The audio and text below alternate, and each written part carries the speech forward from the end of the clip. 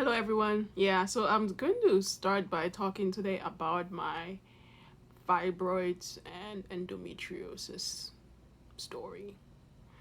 It's been a while, actually. It's probably been at least a year now. So, this whole, um, let me back up and say that I've always had heavy periods. Um,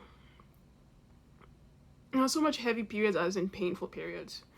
Painful periods in which I had a routine of like, I know that I would have to take ibuprofen. I had to like take um like 8 of them, like round every 3 to 4 hours, and if I miss it, I would catch hell for that. And so in addition to the pelvic pain, I would have things like really bad stomach aches plus like really bad bloating. And I'd sort of gotten used to just, I sort of like made peace with the fact that this is what I was going to deal with for like the next 20, 30 years of my life. That I was just going to deal with really bad, shitty periods once a month, every month for the next 30 years. Um, well, when I went to the doctors and said that I have some pills, they would just prescribe me painkillers. And back in the day, they used to just prescribe some of this like non-steroidal anti-inflammatories called like Celebrex and Vioxx that turned out to be dangerous because they could cause heart issues.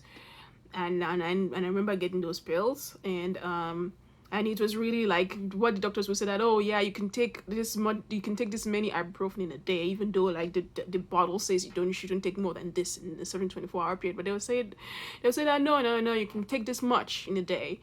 But they never really asked about like, they never really asked to do a pelvic exam. They never really asked to do any sort of imaging to see that there is nothing wrong internally.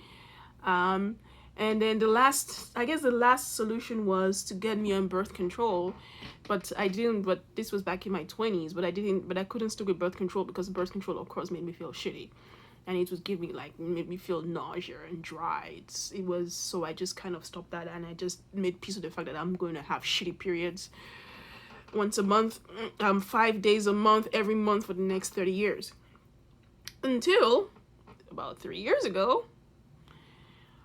I noticed that my periods was getting heavier, like really heavy. As in, like I switched from using So I was at this point. I didn't really use tab. Not been. I never used tampons because I found them very uncomfortable. I just sort of got used to pads, but now I was switching to having to use the nighttime like always pads. The one that's just because they were becoming really heavy.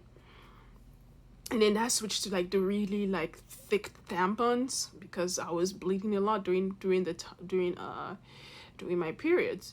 And at the time, I didn't really think to like actually go see someone to figure out why I was bleeding heavily. I just thought it was part of my crazy cycle. It was just part of it was part of my lot as a female, that this is just what I'm going to be dealing with. And but yeah, but I was deteriorating because then I was getting I was getting weak, but I was not that self-aware to notice it until like sometime later when it was pointed out to me. And then also really disturbingly, I was getting blood clots that were like, this is just nasty. It was like, the best way I could describe it, that it was like I was having blood sacrifices every time I went to the bathroom, because that was just how nasty it was. And it was an experience, because you look down the toilet bowl and you just wonder, is like, what new creation has my body birthed next. But I didn't really think to go see anybody about it. Just thought, whatever, it's just what it is. Until this was 2 years ago, July 4th. That's what I remember. We were at someone's house celebrating July 4th. They had like a dinner, and then all of a sudden I got this sharp pain on my left pelvic bone, around my left pelvic bone. It was like something popped. And but it was you know, I felt it. I was like, okay. But then, like, as the evening progressed, the pain got worse, and all of a sudden I couldn't really sit. I couldn't really sit down. And then it was like I couldn't sleep because it's like depending on how I placed my leg, it's really aggravated this pain on my left side. I was like, okay. And then unfortunately, because for that July 4th, I had to go to LA. I went to LA, and the pain was so bad that I decided I had to go see doctor. And so my work has one medical subscription, so that's what I use. It's pretty nice if you just want to be able to see doctors easily. And so they have offices here in the Bay Area, and they also have offices in Los Angeles. So that was pretty sweet. So I went to one medical office in Los Angeles, just one day appointment. I could do it pretty quickly. And the nurse was there, and then, you know, she was like, okay, what's this pain? And then she did a pelvic exam. You know, she did a pelvic exam, and she really couldn't place anything. And she just recommended that I follow up with my primary care when I went back to the Bay Area. So I went back to the Bay Area. I followed up with a primary care at One Medical, and then they recommended that I go to I get a ultrasound. Yeah. And then with the ultrasound,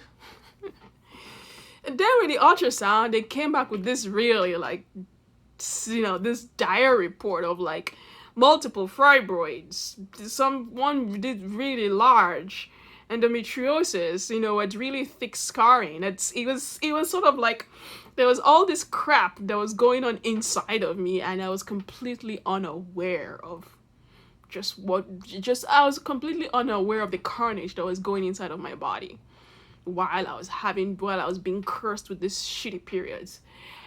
And so, like, eventually, like, they never really they never really said what was the cause of the pain I had on the on my left pelvic side, because it went away.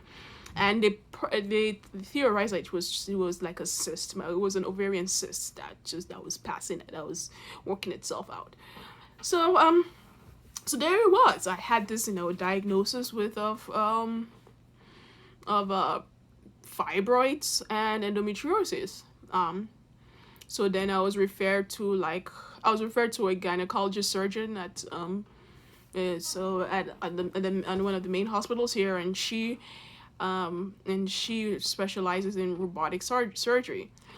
So I saw her the first appointment. I saw her. She's like this Muslim woman. That's probably gonna name her. That's probably going to identify her.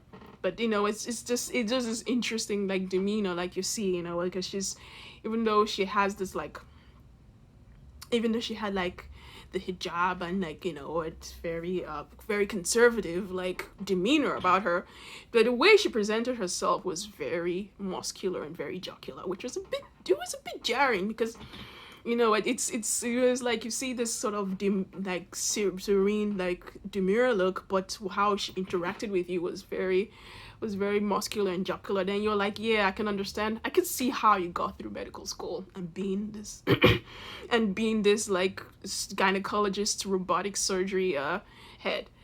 And she was like, she looked at a report. She said, yeah, you got a fibroid. You got to get it out. She was that straightforward. Yeah, you gotta get it out. When do you want surgery? I was like, wait, I was like, wait, what? You know, it's surgery. Like options. We're like, we didn't really talk options that were not surgical related, because I guess she was like, do you want to have kids? Are you thinking of having kids in the future? And I was like, yes, I suppose, really, even though personally I'm like very agnostic about that. But I was like, it's good to have options. But yeah, I was like, yeah, I suppose. So Mrs. like, yeah, so you have to have surgery. And the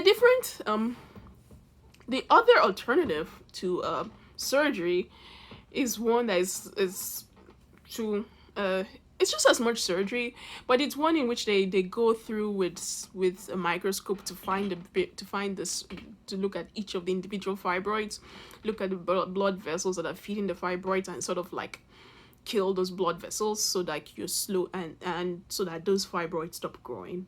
That's the other main alternative. And then if your uterus is fucked, then they take the whole thing out. They have a hysterectomy and take the whole thing out, and you don't want that. So but I didn't realize just how shitty those fibroids are, because really, like, you get the sense that fibroids are like, so you have your uterus like this, and you just get the sense like maybe fibroids are like polyps that stick out into the uterus wall. But really, it's like they are, if this is your uterus like this, they are actually within the muscle wall. So you have this growth within the muscle wall, and they cause, when they cause the heavy periods and the blood clots. So because they're within the muscle wall, surgery is a bit like, surgery can be quite hairy, because what that means is that they have to go within the muscle wall, cut it out, and then sew the muscle back together.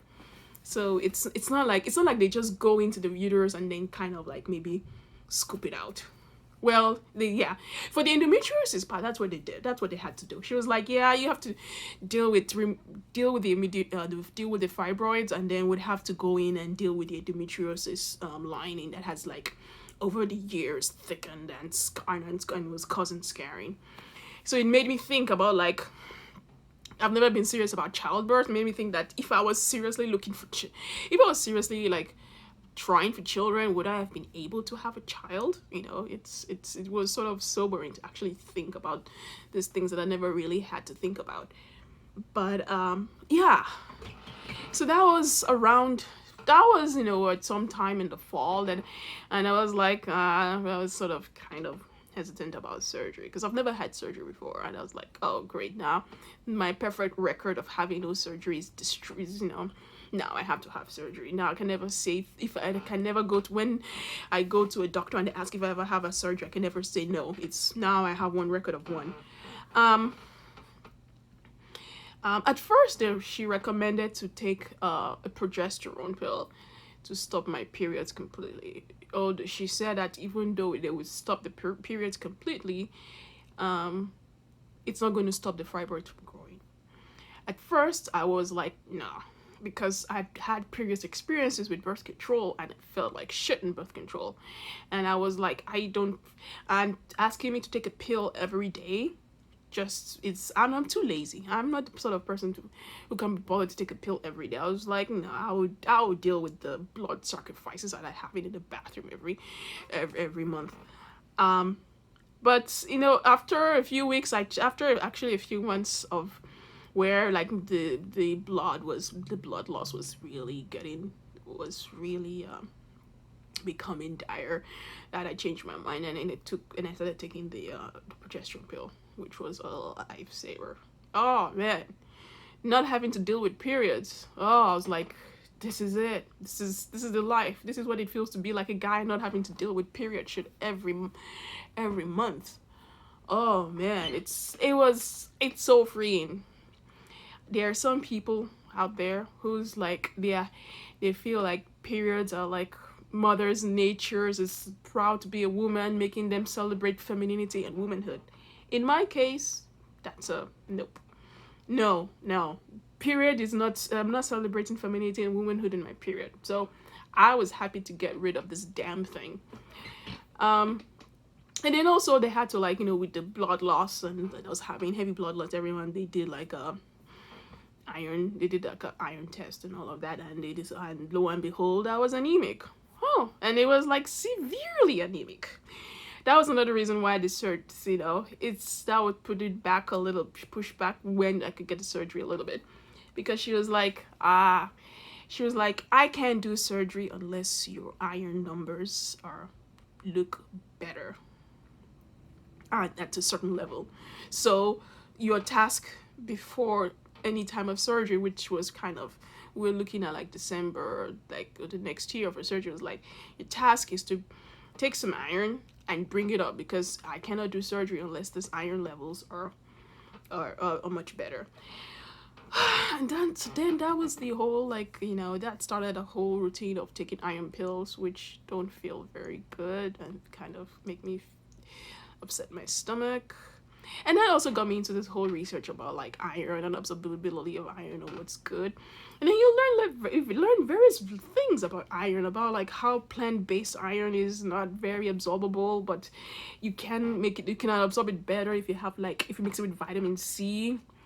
And then how like different kinds of iron salts are more absorbable than others, but they hurt, but it cause like stomach issues. And then it's like which salt works better for you, and I was like but the the one thing though I would say about the iron salts was they made me I felt so much better. It's it's this recurring theme in my life of like not knowing how shitty I feel until I take until I do something just for some other reason, and then realize that yes, my before I was feeling shitty.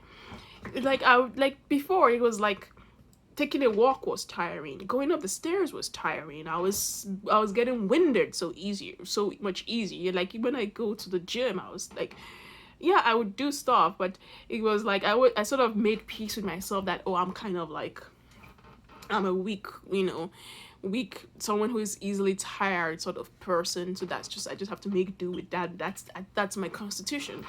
But then all of a sudden I took this iron pills, and I was, to solve my anemia problem. I was like, oh, no, you weren't a weak little person. You were not just out of shape. You just were low on iron. So that's another lesson to you ladies. Like if you're having issues with tiredness and like stuff, and I was having dark circles, man, it's like check your iron levels, and like check your iron levels and make sure you're not anemic. So so that was a task. This was like 2019, like late 2019, get my iron levels to be back to a sufficient level, so that I could get surgery. And then towards the end of 2019, when they were doing the surgery dates, they did my iron again, and the surgeon she looked at me, was like, are you even taking your iron pills? In this, like I said, it is really jocular, like kind of masculine manner. Like, I've been taking your iron pills, and she was almost attacking me of not taking my iron pills, because she was like, black people, she is obviously not black. She was like, you have to be careful with, she was like, you have to be careful with black African American people, because although with white people you can tell by their skin color that they are, whether they're anemic or not, with black people you can't quite tell, and you have to be careful and make no assumptions about their iron levels. And she was like, you have to tell under their eyes or their like lips and tongue, or like you have to like open up their mouth just so that you can tell if they're anemic or not. And she was like really concerned. She was like, she was like really concerned. Have you been taking your iron pills? Have you been taking your iron pills? Because she understands that iron pills causes a lot of like stomach upset and constipation, and she knows why people don't take them, because it's like they mess you up a little bit. So, and she was like, she was on my case, have you been taking your iron pills? I was like, yeah, I've been taking them. I was like, do the test, see where she was. And then we did the test, and it was like, oh, they were back up again. She was like, okay, but she was like, I still don't believe. She was looking at me, she was looking at my face. So it was like, I'm still very unsure about this. But anyway, so we scheduled the surgery. This was January of last year, and it took all day. So she did robotic surgery. That is, so they had like, they did like 4 like little incisions in my they did 4 incisions in my belly, and then like a small cut on my bikini line. And they have like the objects and stuff, so it was really like minimally invasive. That's I guess that's the term. They did surgery, and she was like, oh, and it took all day. And then so I had to take time off work. I had to take, obviously I took like 2 weeks I took 2 weeks medical leave, and right up till the day of surgery, there was some work and there was some fires I had to put out at my work. I was working remotely, and then I woke up, and of course the first thing I look at on my phone is like, oh, looking at Slack messages. It's like, oh, more fires on my, and the coworker was like, what? You're in the hospital? And he was like, oh, go back to bed. Yeah, that was funny. But the doctor, the surgeon, was like very, she was like, oh, yeah, your case was a little bit gnarly. As in, like, there were so many little fibroids that she had to, like, take out. And remember, when you're taking them out, it's within the muscle wall. So you take them out, and then you have to sew it back together again. And she was like, she had to do so much stitching. So she was really concerned. So I had to stay one night over. Like, usually they would say, like, oh, they'll just get to do, like, they'll discharge you the very day of after the surgery is done. She was like, no. She was a little concerned that she made me stay overnight just so that they can monitor me, because she was worried about, like, so much blood loss, so much stitching she had to do to get rid of all the fibroids that were there. And then also another thing was the endometriosis. That thing is gnarly, because it was like, because the issue with endometriosis is that you have this uterine lining, right, that overgrows in the uterus, and apparently that endometrial tissue can grow anywhere. So she was saying that it was on my ovaries, it was on my lungs, it was in my diaphragm, it was in my intestines, that this thing, that's this endometrial tissue was growing everywhere. And she was like, she had to, like, remove it where she can, where she could. And that's another thing about endometriosis. It's like, unfortunately, there's no cure for that. It's, you can only take them out once you can, and then maybe probably another 10 years I'll have to do another round of taking those things out. But yeah, so I spent a day in the hospital, and then the next day I spent like a couple days at a friend's house to recuperate. Yeah, one of the side effects of being doing this robotic surgery is that they pump your stomach full of gas.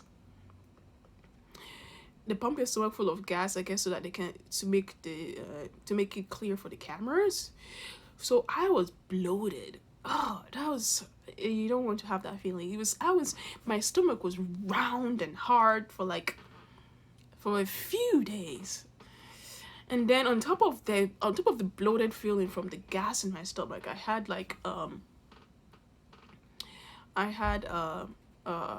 they prescribe you opiates for the pain, right? For the pain for a few days. So there is a lot of so there was just this constipation from the opiates. And I would just say about the opiates really is like, yeah, well, there's